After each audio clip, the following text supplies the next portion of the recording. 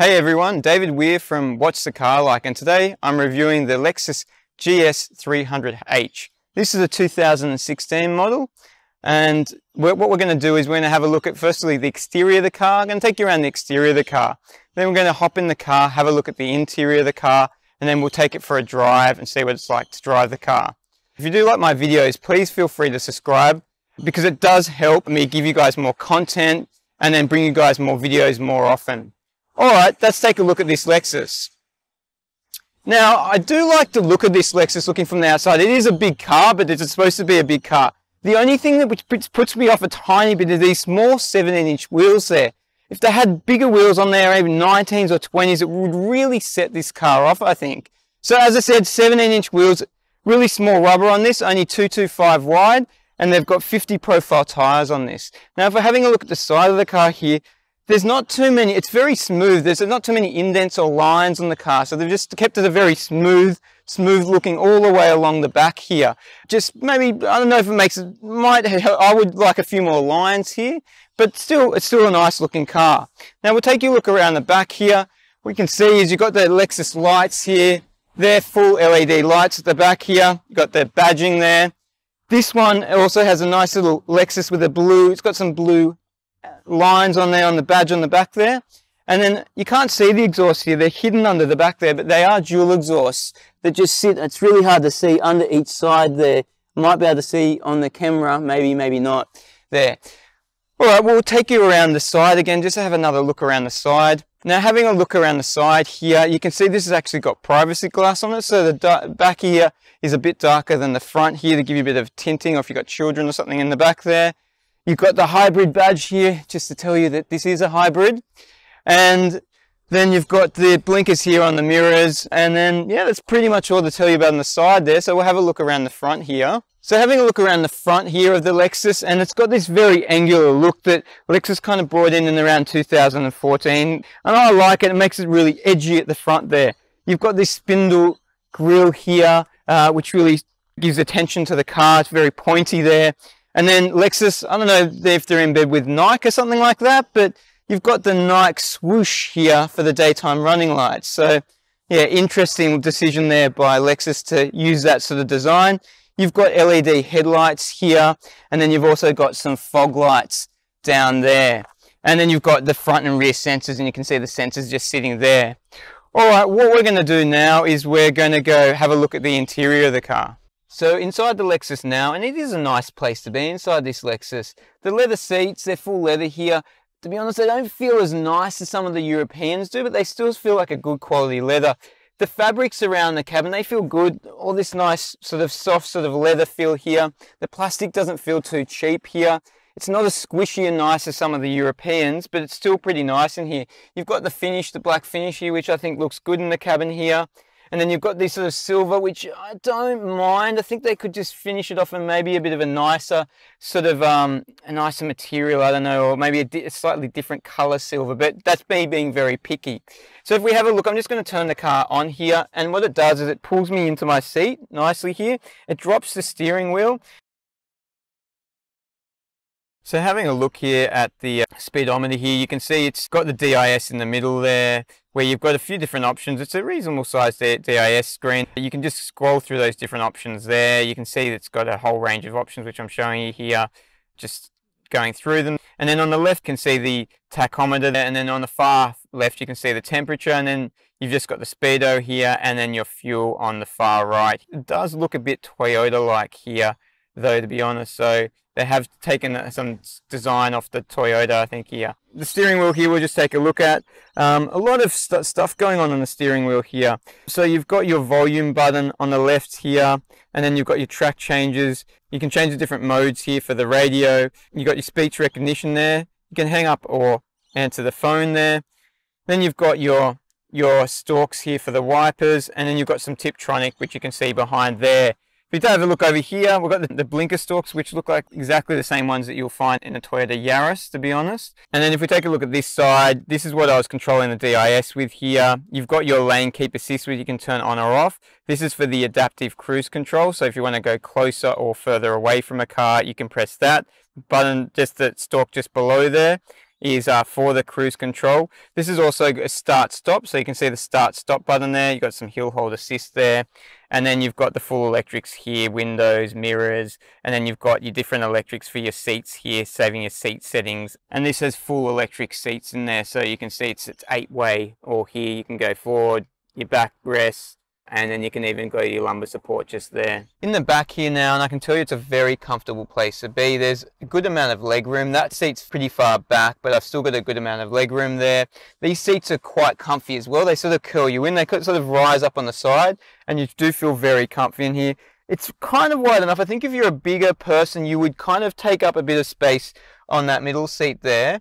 Again, the leather feels nice here. You've got a center console which comes down here. You've got a few different options here. You've just got somewhere to place your elbow if you want to place your elbow somewhere, or if you want to store something there. And you've also got these cup holders here if you want to put some cups in there, or you've also got a bit more storage here. It opens up here, which is a lot. I don't know what you'd use that for. Maybe, I don't know, if you had people traveling in the back and they wanted to store some more stuff. I don't know if they're traveling on long distances, but there is some storage there. And then in the rear here, you've got the 2 vents. You've got a 12-volt cigarette lighter socket there, which you can use to charge something. The drivetrain does come up a big way in this car. So this is the drivetrain here. So I'm not sure how usable that middle seat would be with this drivetrain coming up. And as I said, it's not the widest middle seat as well, so you could definitely fit 5 people in the back here, but 5 adults on a long trip, you may struggle. Headroom is okay. It's actually, you'd probably want a tiny bit more headroom for a big car like this. I'd expect a tiny bit more headroom. I'm just under 6 foot, but if you're a bit taller, you might be touching the roof here. That's the only thing I notice here. But besides that, it's a pretty nice place here in the cabin. Alright, the boot space in this, it's not the biggest boot ever. It's a bit cramped, as you can see. I'm just trying to get out of it. The boot space is actually 452 litres in this. One of the big things is the electric batteries are in the back here. So you actually can't fold down those back seats there at all. This does have a spare wheel in it. It's just a space saver wheel. So you can see that underneath there. So if you do get a flat tire, it's not a puncture kit, you do have that space saver, it's still not that full size wheel. Probably wondering what this is. That's just your safety kit for your triangle or whatever if you break down at all there. So that sits just behind there. Now, the way that Lexus designed this is to make sure you could definitely fit your golf clubs. I remember years ago, I went to a Lexus dealership and I was looking at the IS250, I think it was. And the first thing the dealer said to me when we're talking about boot space is you can fit golf clubs in there. So there are obviously a lot of golfers that like Lexuses, but you can fit the golf clubs in here. A big suitcase this way will fit in there. And the back here, there's not much else. There's no 12-volt sockets in the back here I can see. These things, I was wondering what these things here are, but this is just to get into the rear bulbs for that there. And there's some hooks in the back here if you just want to have a cover here that covers your groceries or something like that. And then there's some storage pockets here which you can use, place some storage in there. But besides that, that's the boot. For a big car like this, I would have expected a bit of a bigger boot. So that's probably a bit of a downside with the boot space there, but still 452 litres isn't a bad amount of space to have.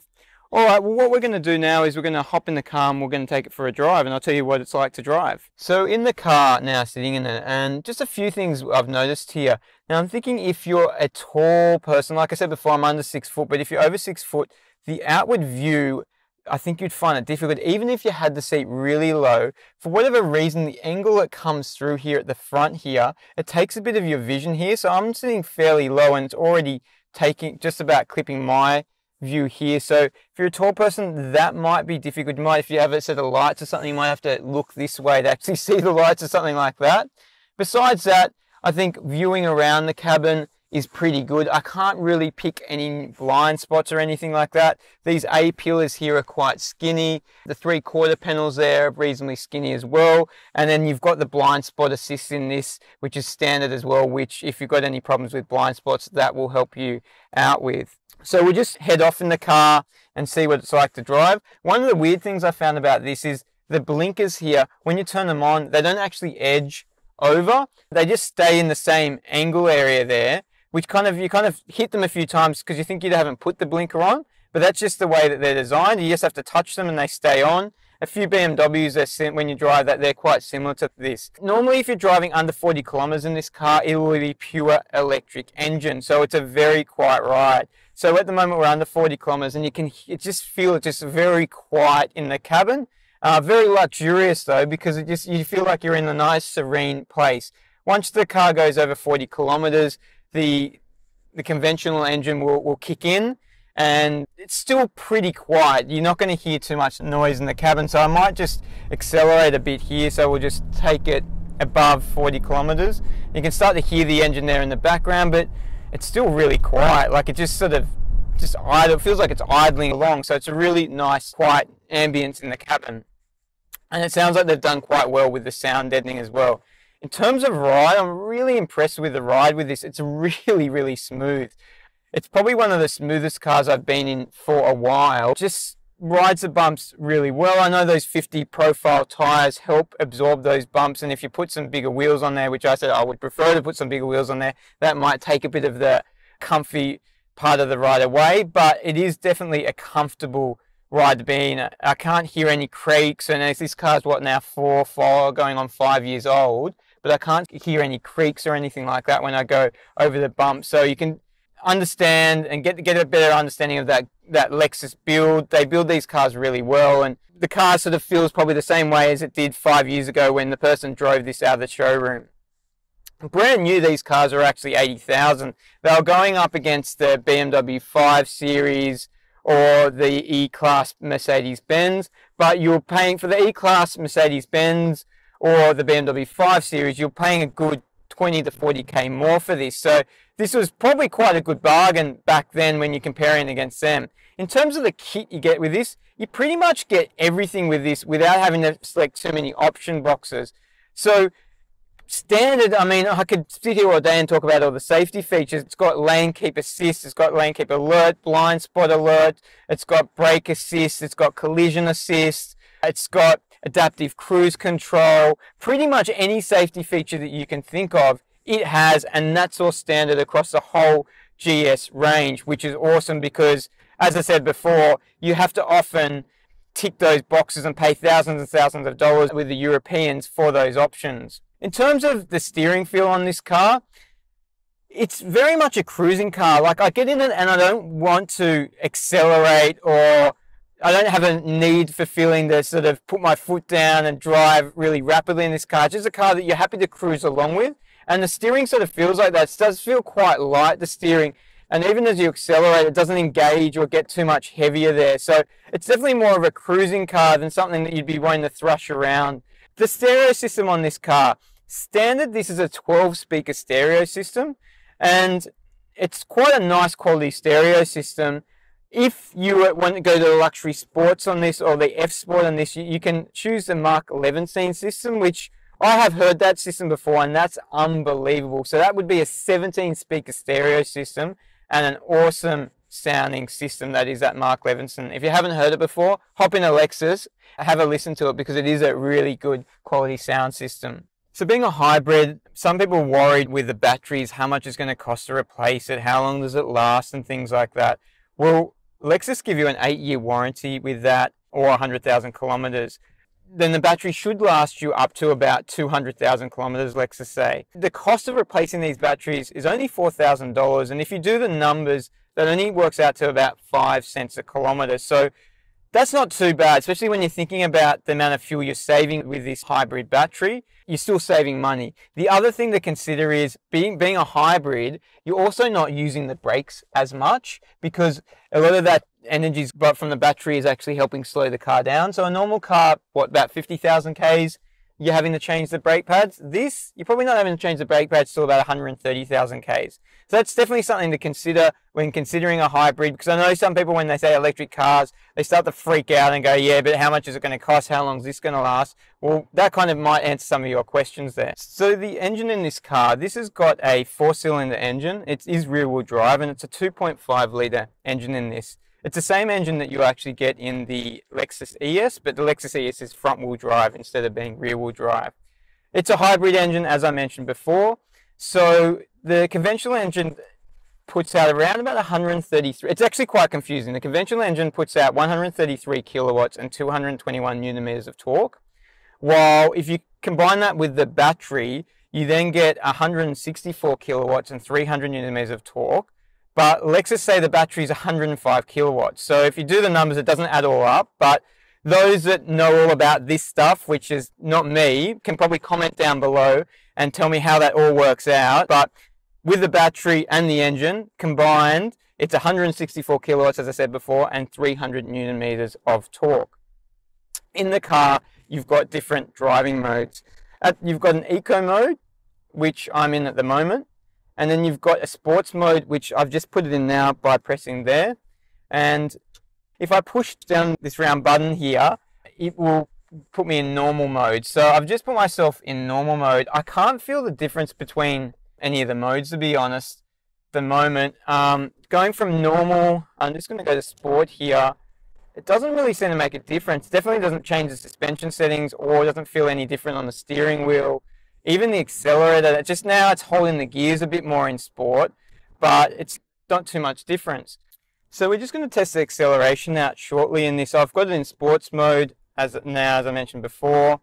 And this has also got a CVT gearbox in it. So I'm assuming that it's not going to really like the acceleration too much. It's going to probably, the gearbox is just going to hold it and then draw us out there. Lexus say this does just over 9 seconds 0 to 100, so it's definitely not a super quick car. But I just want to see with the electric engine if it does just at least take off quick. So I'm going to stop here. I'm going to put my foot on the accelerator and brake to see how it likes it. I don't think it's going to like it at all. It doesn't mind, it lets me hold it there, and I'm going to let it go. It just buries itself a tiny bit. You can feel that electric engine kicking in there. Brakes are pretty good on it as well. It slowed it down quite well. So it feels okay. It doesn't feel super underpowered, but I don't like a CVT gearbox. And I think a better gearbox in this might actually make it go quicker or make it at least feel quicker. Because the CVT gearbox just struggles, and when it gets to 5,000, I always find these CVT gearboxes, they just kind of struggle to go from 5,000 to 6,000 revs. You just feel like you're holding there forever on around about 5,000 revs. What we're also going to do now is just check the handling out. I've got a few windy bends up here. I'm going to use the Tiptronic, which I haven't used just yet before. So I'm going to drop it back into second gear now as we approach this bend, just to feel like what it does when you go around the bend here. So yeah, it's not bad, but it doesn't...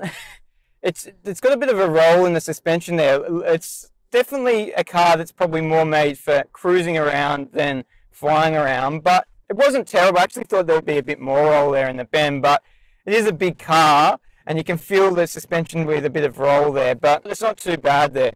In terms of fuel, being a hybrid, as you'd expect, the fuel should be really good. So Lexus say it's a combined 5.4 litres to 100 kilometers, which is awesome, really. And I was speaking to the owner before about the fuel consumption. He's done a few long drives recently, and he was saying that he was able to easily get 1,000 kilometers on a tank, and it's got a 66 litre tank of fuel in this car. So that's pretty good. That's pretty impressive, and that's what you want to expect out of a hybrid. Some of these hybrids, when you take it on the highway, because the battery's great in the city, but it's not doing too much charging when you're sitting there at 110, 120 on the highway, your fuel consumption actually goes up. But obviously that isn't quite the case with this car, where it's still being quite good. So what do I think about this car? Well, I think it's a great car just to cruise around in. As I said, super smooth, feels super premium inside the cabin. And it's just a really relaxing car to be in if you're just cruising around in the car. If you wanted something that feels sporty, something to give you a bit of a thrill, this is probably not the car that you want to go for. You probably want something that's probably a bit more powerful, that you can have a bit more fun with. But the practicality, you get a heap of kit standard. As I said, new, these were 80k. These days you can probably get these, in Australia at least, for about 30 or 40k secondhand. And as I said before, being a Lexus, it's going to still feel quite new inside. The build quality is always going to be really good. You're going to get a fuel efficient car, a car that's comfortable. I wouldn't say for a family car. If you've got 2 kids, perfect. If you've got 3 kids, you might want to look at something else. But generally, I thought it was quite a nice car just to drive around the cruise in. Car's only 1800 kilos, so it's not too heavy as well, and it doesn't feel too heavy driving it around town. So if you are looking at this, I definitely think it's something that, as long as you don't want something that's going to sort of thrill you, I think it's definitely something that you should look at, because it's a really nice quality car. Again, thanks everyone for watching today. If you did like the video, please feel free to subscribe by pressing the subscribe button below.